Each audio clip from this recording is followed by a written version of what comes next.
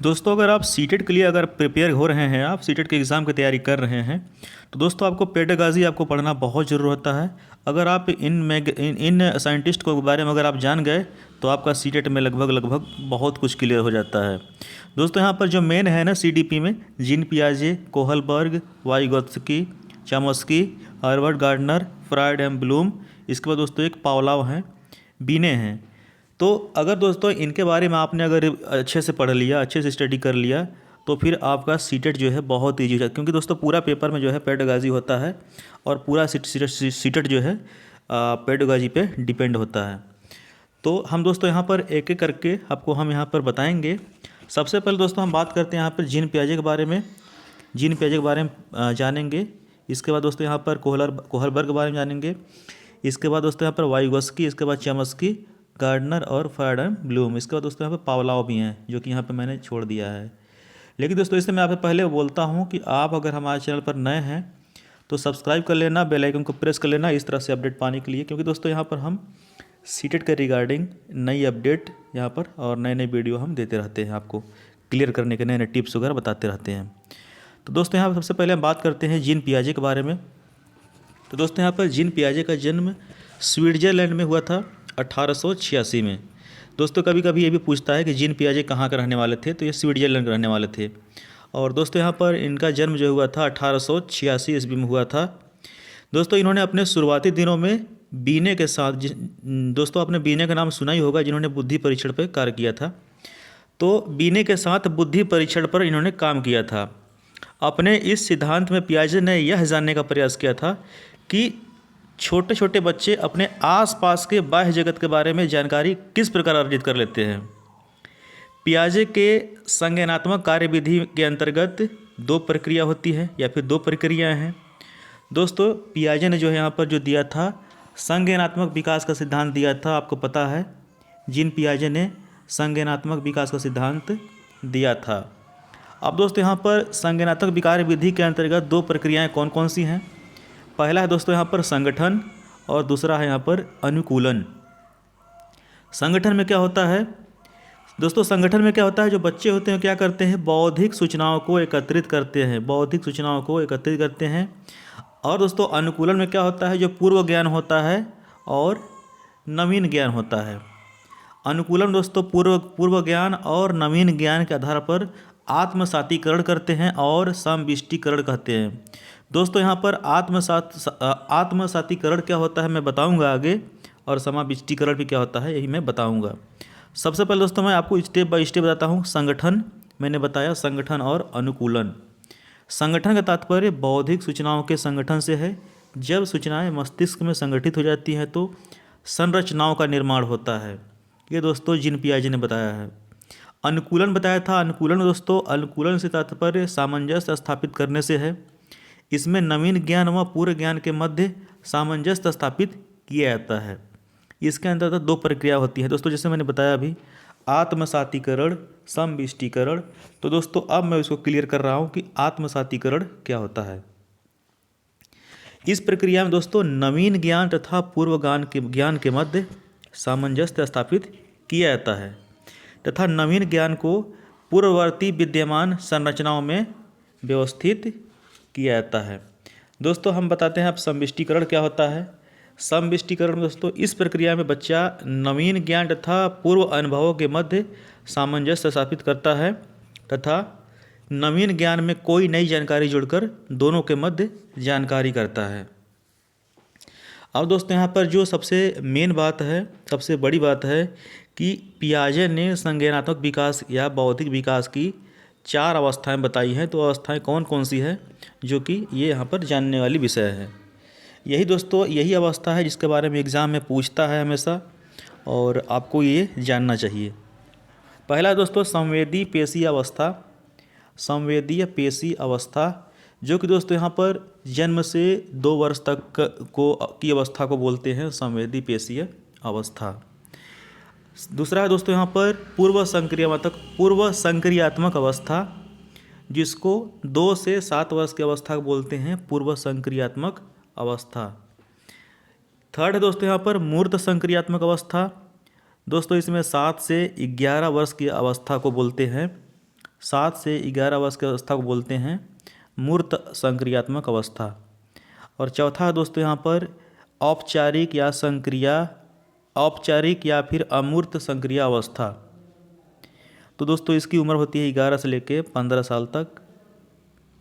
और आपको मैं फिर से बता दूं, संवेदी पेशी अवस्था, पूर्व संक्रियात्मक अवस्था, मूर्त संक्रियात्मक अवस्था और औपचारिक संक्रियात्मक अवस्था, ये 4 तरह का जो है जीन पियाजे ने संज्ञानात्मक विकास या बौद्धिक विकास की अवस्थाएं जो है दी है। आपको दोस्तों इसको बिल्कुल याद कर लेना है। अब इस पे दोस्तों मैं जल्दी में चारों में ख़त्म कर लेता हूँ। संवेदी क्या होता है, पूर्व संक्रियात्मक क्या होता है, मूर्त और अमूर्त क्या होता है। दोस्तों वीडियो काफ़ी लंबी हो जाएगी, इसलिए मैं चाहता हूँ यहाँ पर आपको जल्दी से मैं कंप्लीट कर दूँ। दोस्तों यहाँ पर संवेदी पेशी अवस्था क्या होता है कि यह संरचनात्मक विकास की प्रथम अवस्था कहलाती है। इस अवस्था के दौरान नवजात शिशु असहाय जीवधारी से अल्पभाषी गतिमान जीवधारी बनने की ओर अग्रसर होता है। इस अवस्था के दौरान बच्चे अपने इंद्रियों के प्रयोग के द्वारा देखने, सुनने, पकड़ने, चूसने, एक स्थान से दूसरे स्थान पर पहुंचने इत्यादि का अनुभव प्राप्त कर लेते हैं। दूसरा दोस्तों यहाँ पर पूर्व संक्रियात्मक अवस्था, जो कि 2 से 7 वर्ष होता है। यह संज्ञानात्मक विकास की द्वितीय अवस्था है।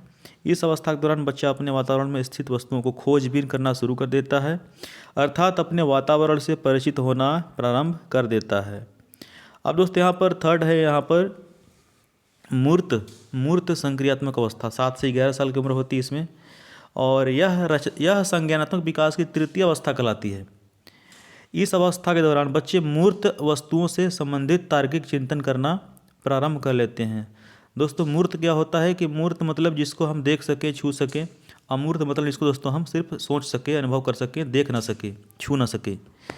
इस अवस्था के दौरान वे वस्तुओं को गिन सकते हैं, माप सकते हैं, 2 वस्तुओं में तुलना व अंतर कर सकते हैं।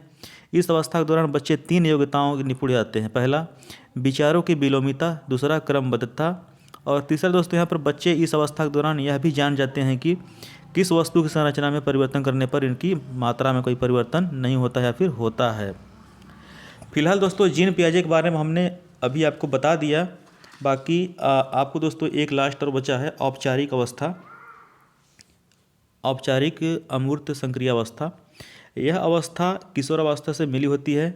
इस अवस्था के दौरान बच्चे के सोचने, समझने तथा तर्क करने की योग्यताएं, क्षमताएं अपनी ऊंचाइयों की छूने लगती है, जिनके फलस्वरूप बालक अब वास्तविक जगत के बारे में ही नहीं बल्कि वास्तविक से परे संभावनाओं के बारे में भी सोचना प्रारंभ कर देता है। इस कारण इसे अमूर्त संक्रिया अवस्था भी कहा जाता है। दोस्तों यहाँ पर अब बात करते हैं कोहलबर्ग के बारे में। कोहलबर्ग के बारे में दोस्तों यहाँ पर हमने अभी आपको बताया जीन पियाजे के बारे में। जीन पियाजे की जो 4 अवस्थाएं हैं उसके बारे में मैंने बताया अभी आपको। अब दोस्तों आपको मैं बताने जा रहा हूँ लॉरेंस कोहलबर्ग के नैतिकता का सिद्धांत के बारे में, जो कि दोस्तों नैतिक विकास का सिद्धांत दिया है कोहलबर्ग ने। इनका पूरा नाम है लॉरेंस कोहलबर्ग। जी हाँ दोस्तों, लॉरेंस कोहलबर्ग, आपको इसके बारे में पता होगा पूरा नाम। और इन्होंने जो है नैतिक विकास का सिद्धांत दिया है, नैतिक विकास का सिद्धांत दिया है। तो दोस्तों चलिए पढ़ते हैं कि जानते हैं कि कोहलबर्ग ने नैतिक विकास सिद्धांत क्या दिया है। तो दोस्तों सबसे पहले पता होगा कि लॉरेंस कोहलबर्ग ने जीन पियाजे के नैतिक विकास के सिद्धांत को परिष्कृत करने का प्रयास किया था। इस सिद्धांत के प्रतिपादन से पूर्व कोहलबर्ग ने एक यूरोपीय कहानी का अध्ययन किया था। इस कहानी में उन्हें 2 बातें मुख्य लगी थी। पहला, नैतिक दुविधा, दूसरा नैतिक तर्कड़ा। तो नैतिक दुविधा क्या होता है? यह एक तरह का संघर्ष है जो कि हम 2 या 2 से अधिक नैतिक कार्यों के बीच में से चुनते हैं। नैतिक तर्कड़ा क्या होता है? सही व गलत प्रश्न के बारे में निर्णय लेने की शामिल क्षमता या फिर चिंतन प्रक्रिया को नैतिक तर्कड़ा कहते हैं। कोहलबर्ग ने नैतिक विकास को 3 स्तरों तथा 6 चरणों में बांटा है, जो कि बहुत ही इम्पोर्टेंट है एग्ज़ाम के लिए। तो आप लोग देखना वो 3 स्तर कौन कौन से है। पहला यहाँ पर प्राक रूढ़िगत नैतिक स्तर, जो कि 4 से 10 वर्ष है। इसको हम पूर्व परंपरागत नैतिक स्तर भी बोल सकते हैं। दूसरा यहाँ पर है रूढ़िगत नैतिक स्तर। इसमें उम्र होती है 10 से 13 वर्ष बच्चों की। इसको हम परंपरागत नैतिक स्तर भी हम बोल सकते हैं। टोटल 3 ही है। और लास्ट है उत्तर रूढ़िगत नैतिक स्तर। इसमें 13 वर्ष से अधिक की आयु के बच्चों को उत्तर रूढ़िगत नैतिक स्तर बोलते हैं, या फिर इसको हम बोल सकते हैं पश्चात परंपरागत नैतिक स्तर। तो आइए हम एक एक पे डिटेल पे बात करते हैं। तो दोस्तों यहाँ पर मैं बात करता हूँ प्राक रूढ़िगत नैतिक स्तर, जो कि 4 से 10 साल की अवस्था होती है। इस अवस्था के दौरान बच्चों में नैतिकता स्वयं से नहीं आती है, बच्चों को अनुशासन के महत्व को समझाया जाता है। कोहलबर्ग ने इस अवस्था को 2 वर्गों में बांटा है, दंड एवं आज्ञा पालन उन्मुखता, और दूसरा है दोस्तों यहाँ पर व्यक्तिकता एवं विनिमय। दोस्तों हम यहाँ पर सेकंड बात करते हैं कोहलबर्ग के बारे में। जो अवस्था है दोस्तों यहाँ पर है रूढ़िगत नैतिक स्तर, जो कि 10 साल से लेकर के 13 साल तक की अवस्था होती है बच्चों की। ठीक है, इसको बोलते हैं दोस्तों रूढ़िगत नैतिक स्तर, 10 से 13 वर्ष। इस अवस्था के दौरान बच्चे में माता पिता के द्वारा दिए गए ज्ञान में परिवर्तन होना शुरू हो जाता है। इस अवस्था में ही बालक के व्यवहार व बाहरी नियंत्रण होता है, परंतु प्रेरणा आंतरिक होती है। इस अवस्था को कोहलबर्ग ने 2 भागों में बांटा है। अच्छा बच्चा या बच्ची बनने की उन्मुखता, बच्चे अक्सर जो है अच्छे बच्चे बनने की कोशिश करते हैं। कानून एवं व्यवस्था उन्मुखता, इस क्षण बच्चा सामाजिक व्यवस्था को समझ जाता है और जानने की कोशिश करता है। ऐसा कोई काम गलत नहीं करता जिससे कि समाज में कोई उनके खिलाफ कोई गलत बात फैले। अब दोस्तों बात करते हैं तीसरा उत्तर रूढ़िगत नैतिक स्तर, जो कि दोस्तों 13 साल से अधिक उम्र की अवस्था को बोलते हैं। उत्तर रूढ़िगत नैतिक स्तर, जो कि 13 साल के अधिक अवस्था को। उत्तर रूढ़िगत नैतिक स्तर में दोस्तों क्या होता है कि इस अवस्था में बच्चा अपने व्यवहार का निर्माण स्वयं ही करता है। उसकी प्रेरणा आंतरिक होती है तथा नियंत्रण भी स्वयं का होता है।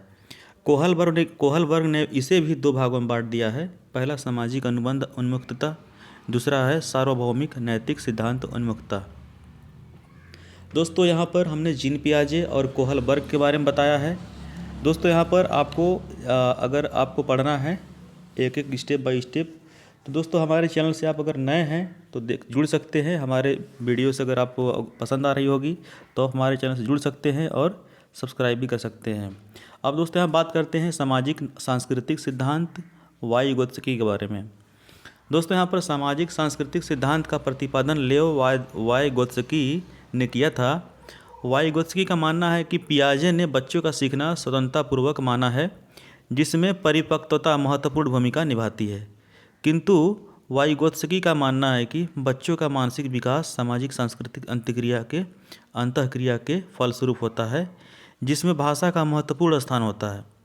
वाइगोत्स्की ने सीखने की प्रक्रिया के निकट विकास के क्षेत्र को महत्वपूर्ण माना है, जिसको बोलते हैं समीपस्थ विकास का क्षेत्र या फिर निकट विकास का क्षेत्र, जिसको इंग्लिश में बोलते हैं zone of the proximal development. वास्तविक विकास का स्तर, दोस्तों वास्तविक विकास का स्तर क्या होता है? वह स्तर जहाँ पर बालक किसी भी कार्य को बिना किसी का सहयोग लिए स्वतंत्रतापूर्वक कर लेता है, वह उसका वास्तविक विकास स्तर कहलाता है। दोस्तों हम पढ़ रहे हैं वाइगोत्स्की के बारे में। संभावित विकास दूसरा स्तर होता है दोस्तों यहाँ पर संभावित विकास स्तर वाइगोत्स्की ने दिया है। जिस स्तर पर बच्चा स्वतंत्रतापूर्वक किसी कार्य को नहीं कर पाता किंतु किसी का सहयोग के उपस्थिति में उस कार्य को कर लेता है, वह बालक का संभावित विकास स्तर कहलाता है। वास्तविक विकास स्तर तथा संभावित विकास स्तर के मध्य अंतर को निकट विकास या क्षेत्र या समीपस्थ विकास का क्षेत्र zone of the proximal development कहते हैं। यहीं पर वाइगोत्स्की ने स्काफ होल्डिंग नामक शब्द का प्रयोग किया था। स्काफ होल्डिंग का अर्थ होता है सहारा देना। माता पिता, बड़े भाई बहन, वयस्क साथी, शिक्षक इत्यादि स्काफ होल्डिंग कोई भी हो सकता है। तो दोस्तों इस वीडियो में बस इतना ही बताऊंगा। अब दोस्तों इसके अगले वीडियो में Chomsky, Harvard gardener, Pavlov, Freud एवं ब्लूम ये सब के बारे में लेकर आने वाला हूं। अगर दोस्तों हमारी वीडियो आपको अच्छी लगती है तो आप सब्सक्राइब करके बेल आइकन को प्रेस कर लेना। हम अगले वीडियो में बहुत जल्द हम दूसरा वीडियो लेकर आने वाले हैं, जिसमें हम स्टेप बाय स्टेप आपको समझाएंगे और बताएंगे भी। तो दोस्तों मिलते हैं किसी अगले नए वीडियो के साथ। तब तक के लिए जय हिंद, वंदे मातरम।